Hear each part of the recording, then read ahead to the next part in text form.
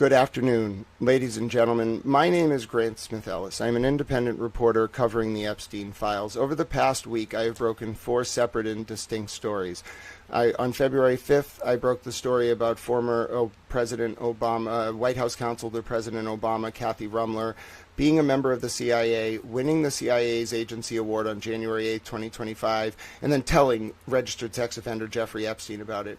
I broke a story about Robert Devine and a network of police officers in Massachusetts, specifically around Stoughton, being connected to Epstein through a charity called the Learning for Life Initiative, which contracted with the Police Explorers Program in Stoughton and other areas in Massachusetts, including with the Norfolk DA Michael Morrissey. I covered a story in Connecticut from the Epstein files involving the Rumsey Hall School that has created a substantial amount of discourse related to ongoing allegations of SA against children in that area of the country.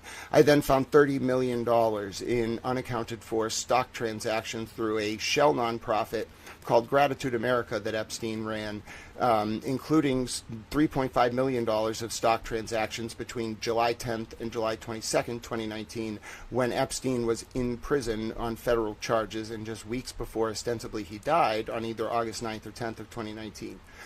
I am now compiling a project. You can see it in the top right there of your screen, of every video file on the DOJ website that is indexed under the false and under wrong file types. While going through those files today, as mentioned, it is Friday, February blank 2026. While going through those files today, I located what can only be described as a horrifying 2-hour clip that only contains 2 minutes of footage. It is reference ID EFTA 1683320 1683320.mp4. When you open this file, it's 2 hours and something minutes. There's only footage for the first few minutes, okay, for the first 2 minutes. In that footage, you're going to see what appears to be a science experiment with 2 entities in a pod. The entity on the right is what you're looking at on your screen. It's probably what you've been waiting for me to explain. I wanted to lay the foundation for the context of my Epstein research and within these files so you'd understand that when I say the sentence I'm about to say, it is not being said lightly. It is being said with a substantial amount of journalistic research and background. I'm an academic with advanced degrees in political philosophy, and I also went to law school, although I'm not a lawyer.